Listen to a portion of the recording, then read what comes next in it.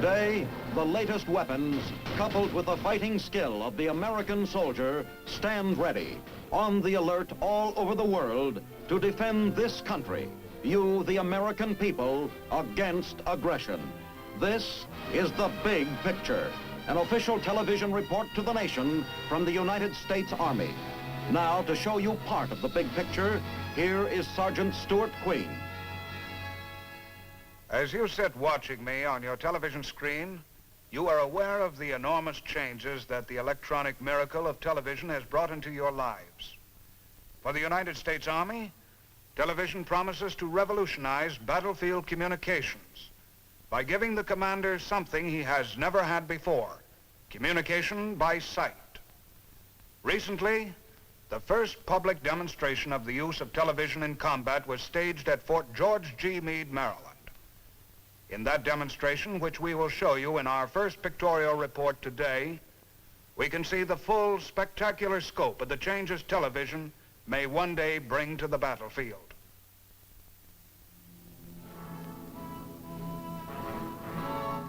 A milestone is marked in the electronic revolution of the battlefield as industry and Army leaders assemble at Fort Meade to witness the first public demonstration of the tactical use of television in combat. Before the demonstration starts, a briefing officer in the command post outlines the simulated combat exercise which the television cameras will follow. The battle plan calls for 2 coordinated attacks, a river crossing and an infantry tank assault against the aggressor's defense line. Gentlemen, when I say time, it will be a minute before H hour. 9, 8, 7, 6, 5, 4, 3, 2, 1, time. A Signal Corps television camera records the beginning of the operation. As the armored personnel carriers push into the water, a new era in battle communications is opened.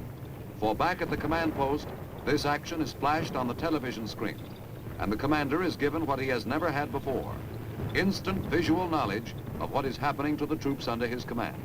The bars we see do not appear on the TV screen, but result from filming the telecast at motion picture speed. Overhead, a liaison plane carries a camera which provides an air view of the same action. Watching this on his screen, the commander is able to maintain close control over the formation and dispersal of his amphibious vehicles.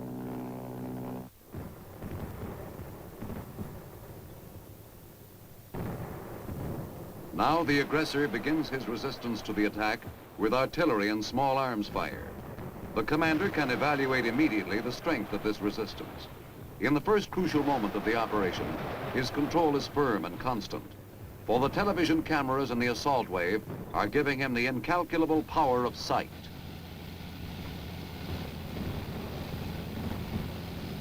The steel-protected carriers move steadily forward despite the aggressor's opposition, and now the tracks of the first vehicle grip the beachhead. The technician at the controls selects this vital scene for the master screen, and the observers watch closely as the carriers in the first wave land and discharge their infantrymen.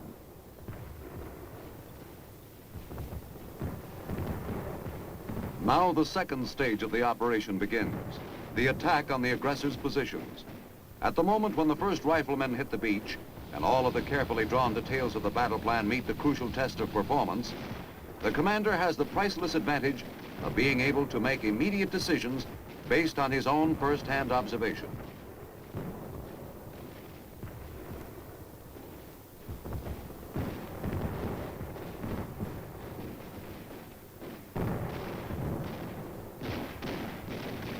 The riflemen move out, and with them goes the television cameraman, a new and important soldier born of the electronic revolution. A 3/4-ton truck carrying a microwave transmitter has been landed and is set up to beam back the cameraman's picture. It is picked up by the receiving antenna at the TV base station and flashed by cable into the command tent, where the action of the battlefield unfolds on the master screen.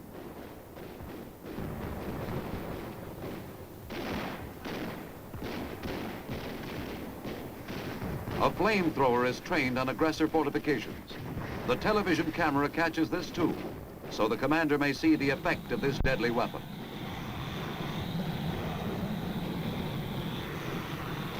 The coordinated tank infantry attack is launched under cover of a smoke screen. This is the payoff, the final test of military doctrine and training, and the cameraman is there to record the victory.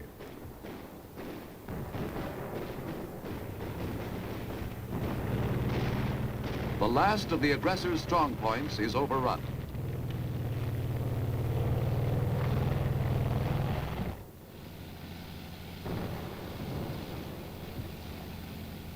But the battlefield work of the camera is not yet done.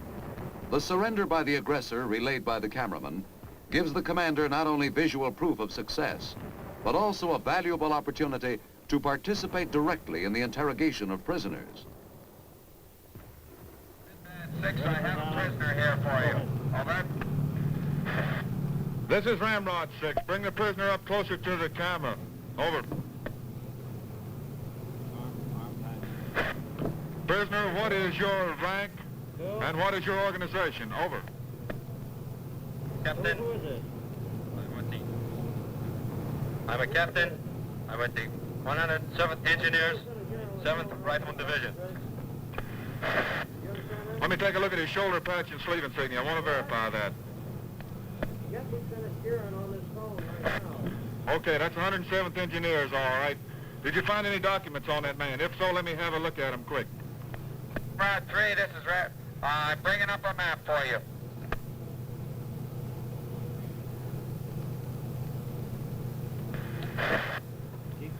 That's a blueprint of a bridge. It looks like the Silk River Bridge may have been enforced for armor. Get the helicopter ready. Have the helicopter move in. Let me see the bottom of that map. It's a river. Roger. The demonstration concluded, General Matthew B. Ridgway, Army Chief of Staff, evaluates it for its potential benefit to the Army in combat. We have just seen an example of the imagination and forward-looking way in which the Army is seeking to increase its tactical capabilities. I can assure you that this attitude is indicative of the Army's approach to all of its many tasks. It is exploring to the fullest extent possible every scientific or technical advance as it occurs. We are not interested in gadgets as such, but we are very deeply interested in anything which will increase our military effectiveness. This, I am sure, is what you want too, for you appreciate how important it is that our Army be equal to any challenge. At the same time, we must be sure that what we adopt is sound in concept and practicable in action. Thus, we test new weapons and equipment and doctrine carefully and rigorously in the laboratories and in the field before adopting them. That is a standard which the Army seeks to judge itself and to judge every innovation. And that is why our splendid fighting men, such as those of the 3rd Armored Cavalry Regiment you have seen here today, must have the best. It is not just their lives and their success in battle which may be at stake, but ours, the American people's. For it is for them that we all of us serve. And that is why the Army is eager to cooperate with our American scientists, scholars, and industrialists, so that through the combined efforts of all, we can continue to have the finest Army in the world. In this way also, we shall help to ensure that the material which you, the American people, place at our disposal will be used to the best advantage. I am confident that in assisting toward our goal, military television will play an ever-increasing and significant part. A new era has opened up in the history of military communications. Sight has been added to sound to give the commanding officer instant visual command of his troops in battle. Television in combat has demonstrated its feasibility. Television will bring many changes to the American Army. But one thing that electronics will never change is the importance of the individual soldier himself. Today, throughout the world, he is doing many different kinds of jobs. Some of them well-known, some not, but all of them important. One of them, shaped into vital significance by the course of current history, is the job of patrolling the borders which separate the free world from the Soviet orbit. In Germany, where we take you now for our next report, Patrols are on the border every day of the year. We will see what constitutes a typical day's activities for a patrol such as this one.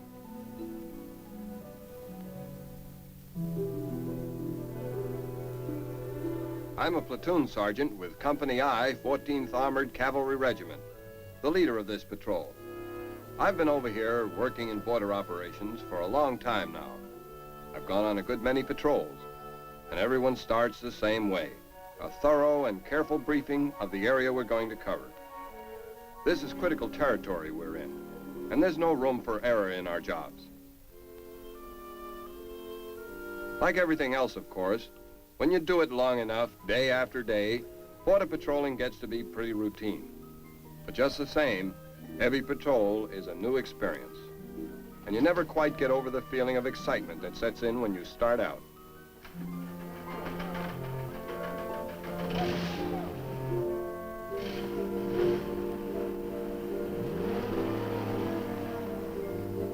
The territory we patrol is in Germany's historic Fulda Gap, a place that has figured pretty heavily in European history.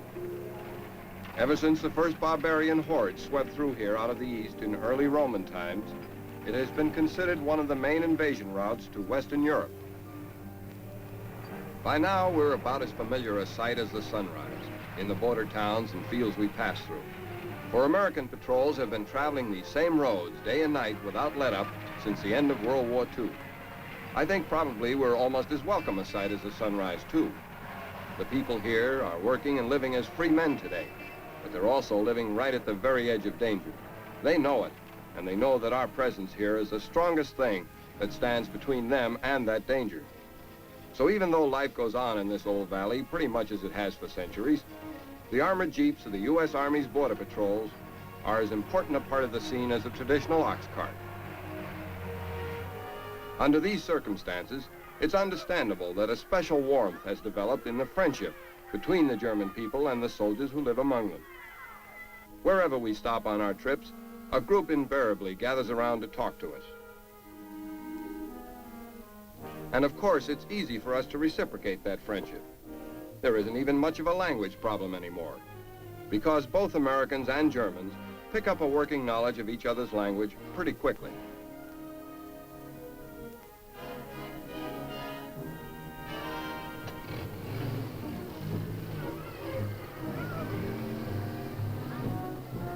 The chief equipment of a border patrol is alertness. All along the area, we must keep our eyes open and our ears sharp. We investigate the border from every good observation point we can find. Here, we're literally the Army's eyes. The eyes of the entire free world, in fact. So we scan the area carefully, and then move on to another observation post.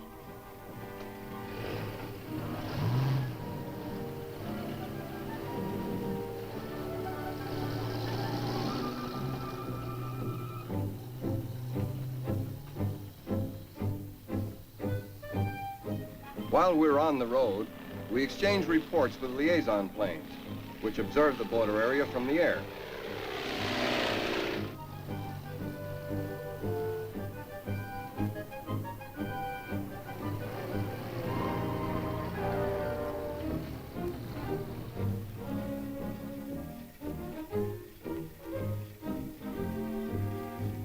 We're in constant touch with our headquarters, too, reporting every bit of activity along our route.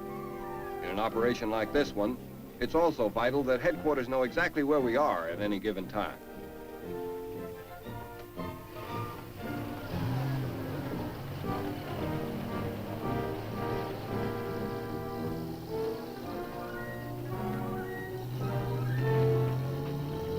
This is the high point of the daily tour, the inspection of the border itself. We have to be prepared for anything that might happen. And like in all crucial military operations, we do it strictly by the book. The men stand by their weapons to provide cover. I take another man with me.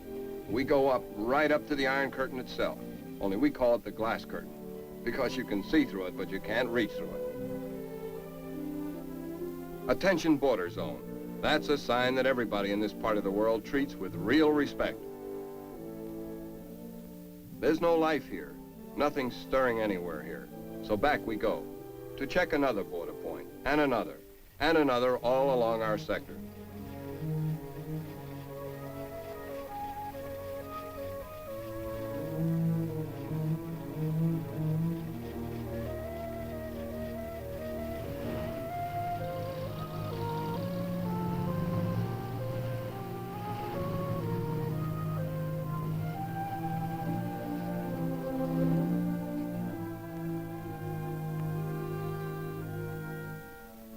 I don't know how many times I've looked out on that 10-meter strip of plowed ground which separates our world from the communist world. It's a strange feeling. I'm always glad to turn away from it, to walk back toward the world of freedom.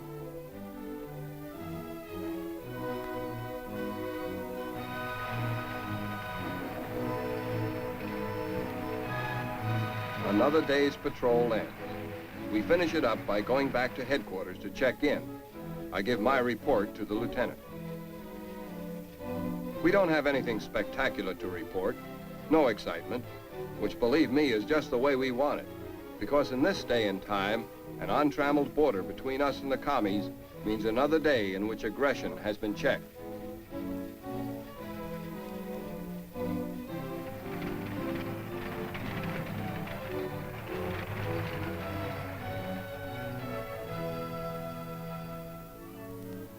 Off duty, we participate actively in the life of Bad Hersfeld, where we're stationed. We're so much a part of the community scene now that whenever there's going to be a town festival or anything involving the welfare of the community, the mayor and other civic officials always count us in. That suits us fine, because we like being a part of this community. My CO is always telling us that on duty and off, we're sort of ambassadors for the U.S. over here. And I guess the townspeople themselves look at it that way, too. I'll have to confess, I don't feel much like a diplomat, but I do like to work with these people, for they've been mighty good to me. To all the soldiers over here, in fact. Sports is my hobby, and I found lots of opportunity over here to pursue that hobby, for these people are really sports-minded. Like most German communities, Bad Hersfeld has a sports plot. Discus throwing and other track activities are sports in which the Germans particularly excel. And the local officials are very generous about giving us lessons.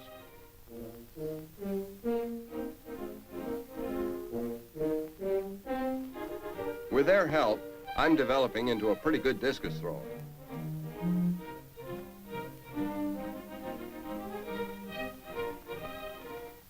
One of the best sports in all Germany is hunting. There's lots of game, but it's not like the U.S. There are no public game preserves. They're all private. So it's a real treat, but not by any means a rare one, to be invited to a German sportsman's private grounds. We wait in the blind until the roebucks show up.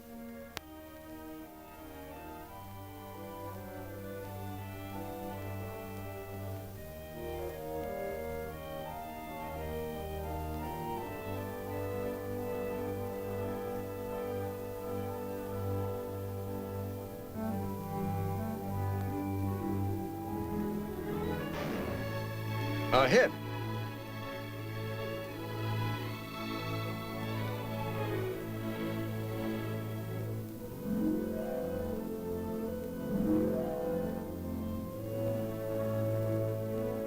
If you like to hunt, this is about as exciting a climax to a day as you could find. We share with French and British soldiers the responsibility of policing the east-west borders. So periodically, we all get together for some fun of our own. Have you ever seen a three-way tug of war? It's rough.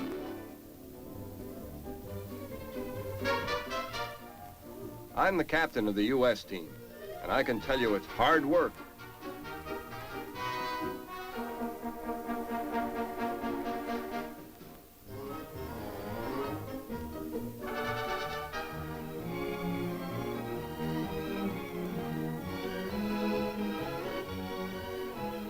It's a big thrill to win one of these meets, but more important, it's a great experience to meet these fellows on the field of sports.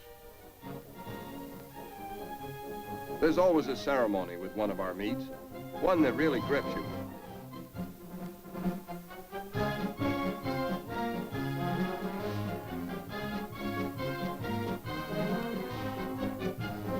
Your allies march in front of you on a parade ground in Bad Hersfeld. You watch the stars and stripes and your regimental colors pass in review. And you realize fully what an international character there is in the border soldier's life.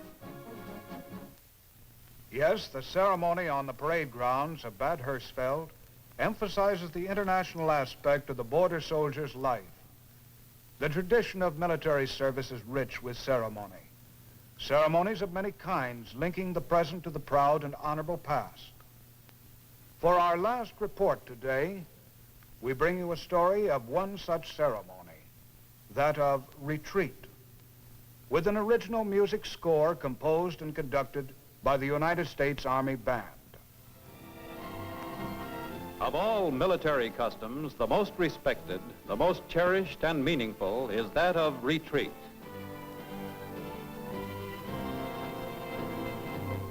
In the double drama of sunset and ceremony, with the attention of all hands riveted on the national emblem, a military man feels somehow privileged.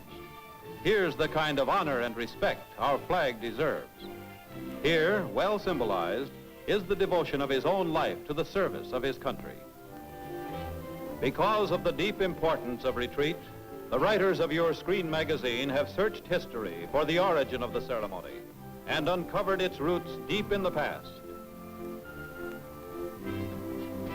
During the Crusades of the 11th to 13th centuries, as the sun began to set, the G.I. Joe of that vanished army listened for those musical notes which he knew as retraite, or the evening ceremony. It was a signal to return to camp, to cease the activities of the day. It was the time for setting the watch and putting out the campfires. Even the bugle call now used was first sounded then and has come down to us through 900 years.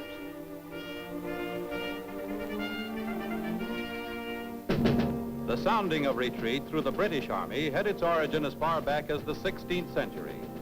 Then it was called the watch setting, and the watch was called by drumbeat. In those days, the terms retreat and tattoo were one and the same. The ceremony, as quoted in 1727, was this: half an hour before the gates are to be shut, it is generally at the set of the sun, drummers of the port guards are to go on the ramparts and beat a retreat to give notice to those without that the gates are to be shut. As soon as the drummers have finished the retreat, which they should do in less than a quarter of an hour, the officers must order the barriers and gates to be shut. In the general orders of the Duke of Cumberland, a distinction is made between the two ceremonies. Retreat, he said, is to be beat at sunset, whereas tattoo is to be beat at 8, 9, or 10 o'clock at night. And what of tattoo? Now here we have something colorful from the 17th century campaign of King William III in the Low Countries. In those days, all active operations ceased in the late autumn, and the rival forces went to billet in towns and villages surrounding the battlefields. The inns were the social centers of the day and were busy enough in the evenings. The only way to clear the inns was to stop the flow of ale. This was done between 9:30 and 10 p.m., when a drummer marched through the billeting area beating a call. Upon hearing it, the Dutch innkeepers remarked, "Doden tapto," and turned off their taps. The word tapto was used officially for some time, but finally gave place to the familiar tattoo. Getting on to our own country, it may be said that our military ceremony is derived largely from the 17th century British Army. In colonial days, a fife and drum corps would march through the streets of a camp or garrison playing loudly. Each soldier was required to, quote, repair to his tent or quarters and remain therein. Quoting the regulations of Baron von Steuben, the retreat is beat at sunset for calling the roll, warning the men for duty, and reading the orders of the day. We do not know for certain when the flag became the center of the ceremony. Marine orders from 1805 tell the sergeant of the guard to have the halyards manned that the flag may be, in due time, attended to at retreat beating. And so the ceremony grew in dignity and interest, with the various branches of the service leaving their marks. Currently, at every Army installation garrisoned by troops, and with either bugler, field music, or band, retreat is first played, then there is the call to attention and the hand salute. The lowering of the flag is begun on the first note of the national anthem, or to the color, and is governed so as to be completed at the last note of the music. Navy regulations state that this ceremonial lowering of the national ensign at sunset shall be known as evening colors, and that no ceremony shall take place when a ship is underway. For as long as there is daylight, a ship's identification must be visible. The Marines, so colorful through the years, began about 1870 to put emphasis on the retreat ceremony, elaborating it at Marine Headquarters, Washington, to the once-a-week Sunset Parade. Here, crack exhibition troops embellish the ceremony with unique drills, but the heart of it all is the flag. We hope the military of every branch and rank will take renewed pride each day in a tradition so deeply rooted. In it, as Admiral Jewett once said, we honor the emblem not only of national authority at home, but of liberty and progress throughout the world.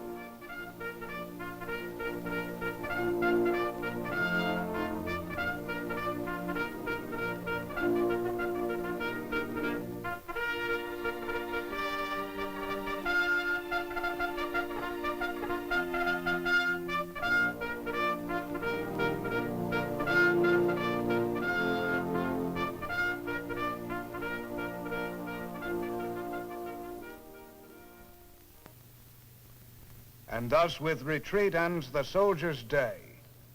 This is Sergeant Stuart Queen inviting you to be with us next week for another look at the big picture, the United States Army in action. The Big Picture is a weekly television report to the nation on the activities of the Army at home and overseas. Produced by the Signal Corps Pictorial Center. Presented by the U.S. Army in cooperation with this station. You can be an important part of the big picture. You can proudly serve with the best equipped, the best trained, the best fighting team in the world today, the United States Army.